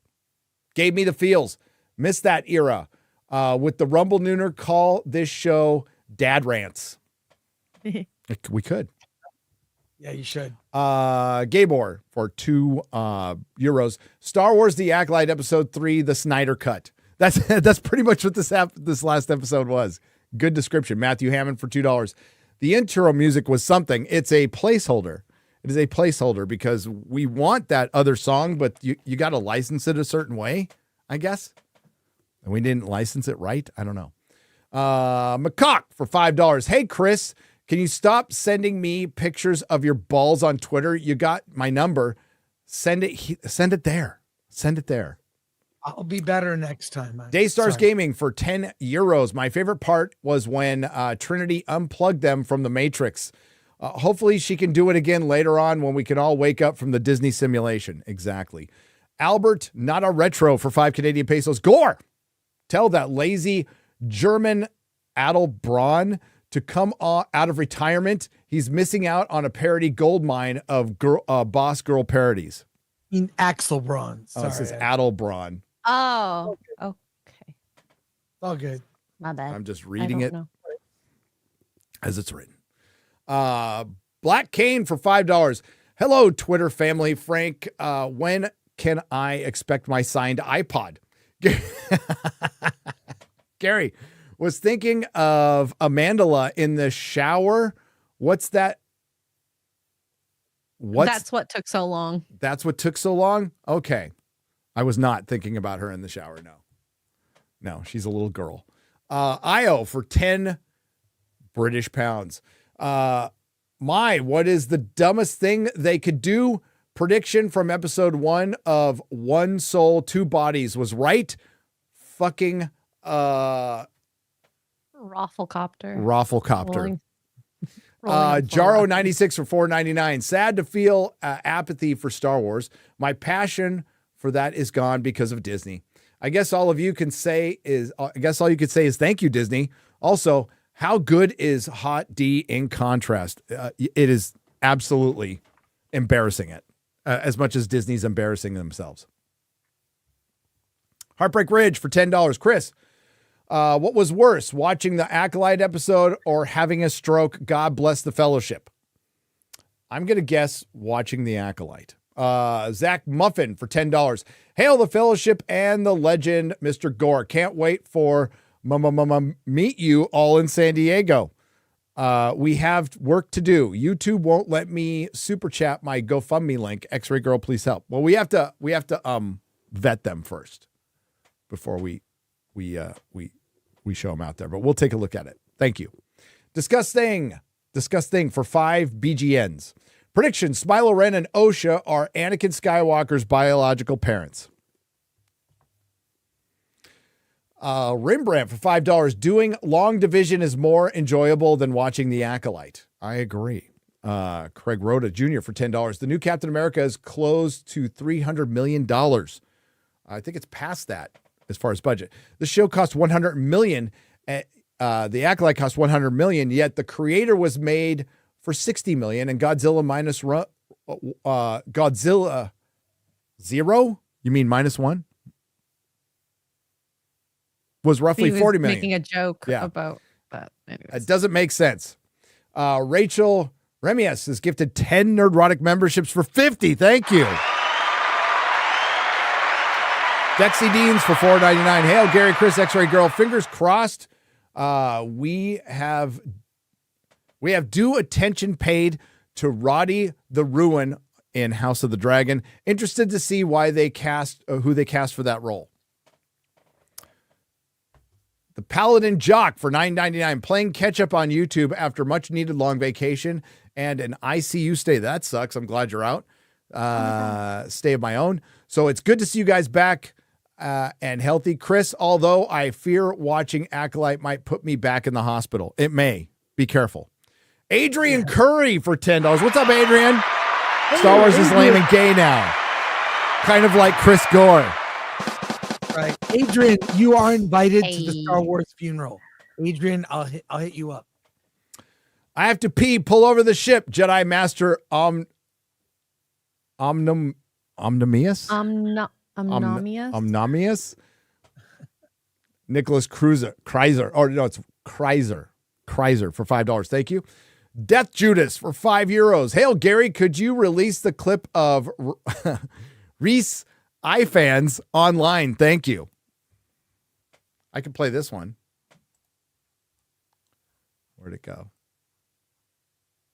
Oh, it's online, but yeah, we could play here. Both sides are genocidal, crazy war criminals. So I think we should all enjoy seeing how they die. Fear the Tardo for 10. So Lesbian Headlamp wrote this. The sisters Oprah and Gay both have half a brain. This is true. Yes, they share. I guess they share a brain. That would make sense. That explains a lot. That what happened to Tardo too. That why mommy called Tardo halfwit when beat with wooden spoon. Lock it in. Yay. My mom used to hit me with a wooden spoon. Chopstick. You know when she stopped? When she broke it on my head. Whoa. Yeah. Undercard for $5. Hail. Here's a $5 tip to cover all the pain and suffering Disney. By the way, I had it coming. I'm not blaming my mom for any of that stuff. Has inflicted on you poor folks lately. I canned our D+ sub a while ago. Cheers. Good for you. Yeah, there's other ways to watch it. Eric K for $4.99. Gary, we didn't get Start the Fire. It's always burning since the world's been turning. Oh, stop it. I fucking hate that song. And Eric knows it. John Thomas for $10. Jeff Hicks of World Class Bullshitters has a Kickstarter, Woke Busters, parody of Ghostbusters satire. Woke as hell, drawn 17 days left. Need to get funded. Stealing Solo was good, according to John. He's a good artist. No Face 49, the Jedi and the Acolyte are just a Star Trek red shirt away team, but the laser swords are wearing kimonos. Stay at home Hippo for $10. Hail Nerdrotic and Frank motherfucking Gore. I miss the Jedi of Kotar who made difficult choices that can debate for hours. Now we can have just the dumbest nameless walking caskets. You look great, X-Ray Girl. Simp. But that's okay. Thank you. Slack Attack for $10. Come on, guys. I'm sure Grace will remember her loyalty to Disney by the end. Also, if they made a super cut of both flashback episodes, would it make more sense? Probably not, but it would save us some time. Agreed. Chad Curtis for $4.99. Acolyte goes with Clip Show for penultimate episode. Bold Strategy Cotton. Lofty Beardo for $4.99. Chris, I bought a table off of you. It's terrible. 237 out of 2.37 out of 10. I demand a refund. Larry J for $10. Write what you know. Doing horrible things to women and covering it up by former assistant to Harvey Weinstein, lesbian headlamp. Pork Chop McFatty on the Streamlabs side for $5. Hey, Gary, I was wanting to start collecting classic comics. Which comic would you recommend I start with? That is a big question that you're going to have to email me. Which comic? Which single comic do you start with? I have to ask you questions in response. But if you want to start collecting comics, I will give you a very generic answer.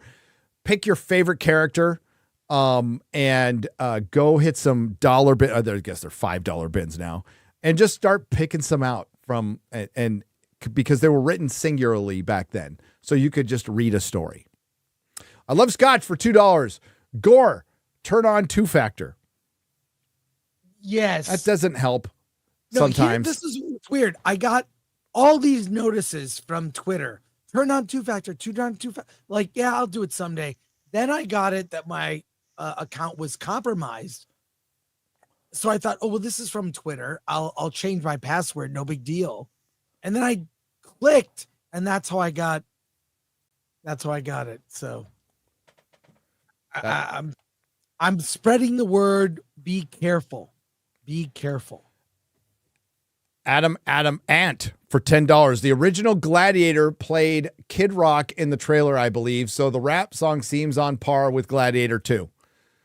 I don't remember that. I wouldn't be surprised, but I don't remember that. And it wouldn't work then, and it doesn't work now. It doesn't mean the movie's going to suck. But the trailer is ratioed on YouTube. Did you know that, Chris? Oh, good. Viking Beach Bum for $2. This show stinks. Eric K for $2. X-Ray Girl, Time Bandits is a movie you should watch. This is true. It's so good. I watched that so many times as a kid. I loved it. Yep. Mr. Blurred Out. Wait, I lost it now. Mr. Blurred Out for $10. Chris, I think you could get this more than FNT crew did. Ed Kemper, the co-ed killer, narrated the Star Wars audiobooks for the blind in jail, and even he could tell you the villains are supposed to be. That's where it ends. X-Ray Girl, is there any more to that super chat? Nope. You know what? I didn't listen to any audiobooks from the original Star Wars. I didn't. I read them. My name is James. There were no audiobooks back in the day. $4.99. So did Mother Anastasia create the twins to absorb them later? Is that what they meant about them leading the tribe? It was hard to say on that one. It was hard to say. Pork Chalk McFaddy on the Streamlabs side for $10. Can you imagine if Ryan and Star Wars Theory were the ones that were in charge of writing a Disney movie? I'm 52 years old and an old electrician, and I could write better than Disney lesbians. UM536 vids for $4.99. So many writers get the Jedi wrong. If the Jedi have a fault, it should be that they are too passive and hesitant, not rash and over eager for combat. Yep. Eric K for $1.99. The OSHA is always right. You would think they would have some OSHA standards since they named a girl named OSHA in their fortress that was very flammable stone. Gatekeeper for $10 on the Streamlabs side. Want to fix Star Wars? Put these people in charge of decision-making. That's Star Wars girl, Ryan Kinnell, Star Wars Theory, Nerd Cookies, and Badger. Shout out, Chris. Give me more. Gore, X-Ray Girl. And, of course, my favorite Gary. Cheers. Wish you all continued success and great health. Thank you. Ricardo Jones for $10. Gary, how do you predict Master Squid Game will be killed off? Hopefully, a seppuku at this point. Fall on your lightsaber. No Face for $4.99. What this plot ripped off from? Was this plot ripped off from That Be Your Last Battlefield, Star Trek, the original series, or May/OSHA both going to kill each other? I highly doubt Lesbian Headlamp has seen that. Sir Marhouse for $9.99. Don't know if you mentioned it yet. Interesting that they have Oscar as the heir to River Run. Is Kermit not getting included in the show because of his name? Kermit is older. Could also mean the lads aren't in the show. Yeah, they could remove characters, and they probably thought Kermit was a little bit too much since they had Elmo and Grover. I don't know if you caught that, Chris. The Tullys and the Riverlands are named after Sesame Street characters. Oh, yeah. Yeah, in Fire and Blood, yes. Green Lion, $7.81 for $5. Has Grace discovered compression yet? I stopped watching her long ago because whenever she got energetic, her voice would blow up my ears and my headphones. Yeah, she doesn't have a voice for radio, for sure. Ronin the Crusader for $9.99. Some good news. Godzilla Minus One is now has the Japanese collector's edition available on the official Godzilla store. Soon as that dropped, so did my bank account balance. Hail the Fellowship. Yes, we mentioned that earlier. Grilled Cheese Warlock for $5. There are more of us, so many more. They had to remove RT user scores. Don't let them gaslight us. Hail the panel. Hail the 199. Hail the Fellowship. They can try to gaslight us, and we'll point it out, but it's just funny at this point and obvious. Dude, when they came out swinging at the fans before the show came out, we just knew it was going to be a dumpster fire. We all knew it was going to be a dumpster fire. To this level, it's still a bit surprising. Their commitment to failure. Way worse than we even imagined it could be. Way worse. Darius White for $5. Kerosene around electronic equipment, unorganized communal groupthink. Am I taking crazy pills, or is this why the matriarchal societies don't work? Yeah. That's a good one. It's a good point. Matthew Hammond, 4K Godzilla is $55.25 discount. Codes for Godzilla.com. This is a giant Godzilla commercial. Text Godzilla to, is this legit, Matthew? 866-308. Yeah, we can't put numbers in here and stuff. We can't do that. Yeah. We can't do that, X-Ray Girl. Just block them out. Sorry, Matthew. And you get a unique code for shipping after replying yes to their reply. Apply to, sorry, Matt. Just go to Godzilla.com. Yeah. The official site. It's on the forum.blueray.com. You can go check it out. Thanks, Matt. Yeah. But yeah, I can't put all those numbers out there. I haven't vetted any of them. No Face for $4.99. So she gets to be the first Star Wars. No, scream before Obi-Wan, Vader, or Luke. Timeless children. Yes, this is kind of the timeless children of Star Wars. You weren't wrong about that. Chris had mentioned that. Like, this is going to be as bad as the timeless children, and it kind of is. It's remaking a lot of things. Mike for $4.99. The twins were artificially created and single conscious split into bodies. I could be angry about this, but that's what. But what's the point? What's the point? Andre CR for 2,500 Martian pesos. Lesbian witches. Wallow wallow wallow. Jedi Master Trinity performs conversion therapy.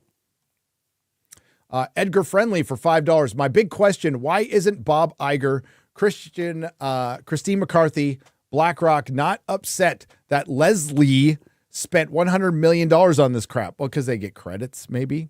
Or I don't even think it's that. I think Disney puts out these budgets. And I think partially it's competitive. This used to be something they bragged about, remember? Before it became a point of shame, it was, we spent a lot of money on this. It's got to be good. And I still think it's kind of that old mentality, which has never worked, by the way. But it used to be something they bragged about. I just think it's massive irresponsibility and management that's fucking retarded. Lord Botha for $1.99. So y'all excited about Skeleton Crew? LOL. No, not even going to cover it. Don't even care. Fear the Tardo for $5. Uncle Ray would run Star Wars better than Kathy Canopy. Uncle Ray would craft stories like crafts fast food service or burritos. Lock it in. Yay. I want to say craft services automatically. Lance for $4.99. Bet the chat would love to see X-Ray Girl in a DCC uniform. They would, but they don't always get what they want. William for $5. Plot twist. Horny Les Space Witch is Darth Maul's mom. Well, she looks more like Darth Maul's mom than the mom of the children that are in this fucking show. Need to do some DNA. I was waiting for him to go, hey, there's Jedi DNA and they're exactly alike, but she is not the mother.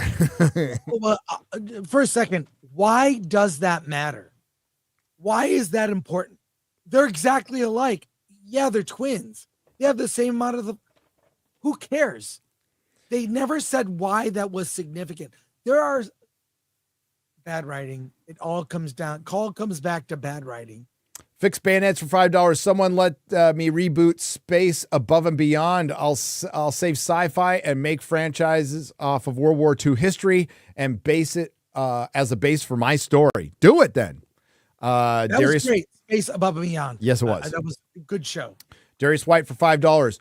How do you create a multi-million-dollar franchise, take a multi-million-dollar franchise and give it to Disney and turn it into $1 million franchise? How do you take $1 billion franchise and turn it into $1 million franchise? Disney. Nick Brony for $4.99. Gladiator 2, Fury of Rome, a Maximus saga. Jolly Joker for $2. Hello, X-Ray Girl. Matthew Hammond for $4.99. How do I destroy one of these books? You just say you did. But you need to get it first to totally destroy it. Breer 247I for $2 looks embarrassingly bad, cringy as fuck. The Trashiest Panda for £5 The show is just their version of cops killing minorities. Soul kills the mother witch because he is basically thinks he's pulling out a gun. Yes. So that's the cop killing a black kid. Yeah. I mean, was that their thinking behind it? It slipped out. Bear Business 1 for $4.99. So the power of one Trinity is more powerful than the power of many space witches? Yes, for now. Philip Butler for $1.99. Performance is a bell curve for all races. Simon Ho for $2 Canadian pesos. Watchmen looks like they traced the Snyder movie. Colts Mike for $5. Not my first super chat, but the first to be read. I pointed out after Acolyte episode 3 that the witches are complete allegory of Waco. Oh, you were spot on back then. Jeremy's camera is gay for $2, and Jeremy too. Sick Minded for 75 Martian pesos. Silly movies to suggest: Wizard of Speed and Time, Spine of the Night, Dark Star.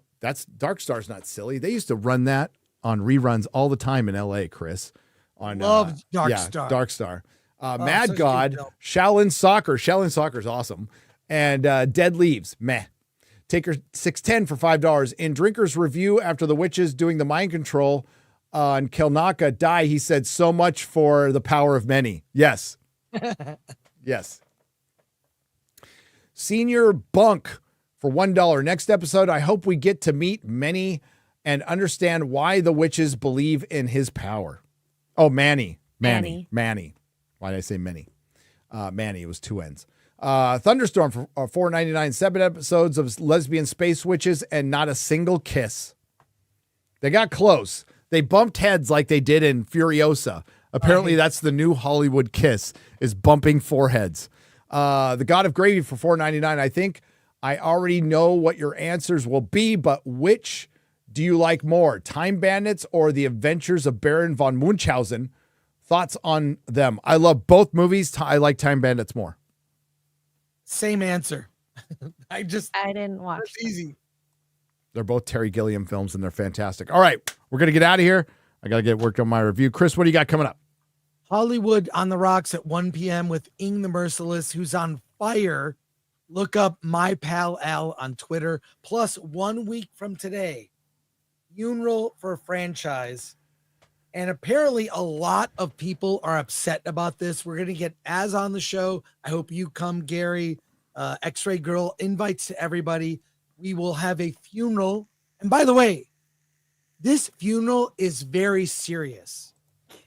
It's to be taken very, very seriously. So for those critiquing it, attacking me and others, like, it is a serious thing. And I believe should be taken with reverence, as one would a real funeral. It's not a joke. We won't be laughing. I won't be I will be dressed as a priest. I have a priest outfit. So does Alan, but it's very serious. It's next week at our normal time, 1 p.m. for Hollywood on the Rocks. So join us for Funeral for Franchise. And yes, I'm grifting with merch. Get it. 1 p.m. Pacific time. Attaboy. Correct. And come in. We're going like 12 hours. So pop in, give a eulogy, pop off. It's all good. It's gonna be fun. It's gonna be It very really is- serious. I'm sorry. I cannot believe how triggered people are that we're doing this, Gary. I just while you're reading Soups, I was blocking all these crazy people. They all have like 50 followers and like anime faces in their profiles. Not a They're real person. not. Now I know what you guys got. Like they're really coming after me. It's crazy. It's nuts. So there you go. They want their MacBook. Exactly. Sure. There we go. I got demonetized on my watch party, so I just turned. I don't know why the ads were on in the first place. I just turned them off. I just can't believe I got demonetized on my watch party. Yeah, I'm like, what the fuck? Oh. Yeah, but they shouldn't be on anyway, so I just turned them off. All right, we're gonna wrap this up. This is gonna go private. So you got to wait for the re-upload, and most of you who are behind are probably gonna get really upset. Sorry, but we just got to cover our bases here. And we'll catch you next time. I'm gonna work on a video. Friday Night Tights. We got It's a Gundam. What do you, X-Ray Girl? You gonna say something? Matthew Hammond for $2 says yes, the coupon stacks, and they work. Thank you. Okay. And I will be Poor Choices tonight, 9 p.m. Eastern. Yes. Yeah, maybe you could tweet it out, Matthew, and people can go to your Twitter. Yeah. I can't put up coupons I know nothing about up here. Like, I just can't. But get your Godzilla -1. It only ships to the States, so I'm sad about that. Oh, well, that's what you get for I'll be being in sending- Canada. That's what you get for being in Send Canada. someone a copy for me. All right. Thanks, everyone. I appreciate the Modrotics. Thanks to everyone who left Super Chat donation. You help keep the lights on. Thanks to all the lurkers and everybody. We will see you next time. Ciao. Bye. Peace. Nerdrotic.com.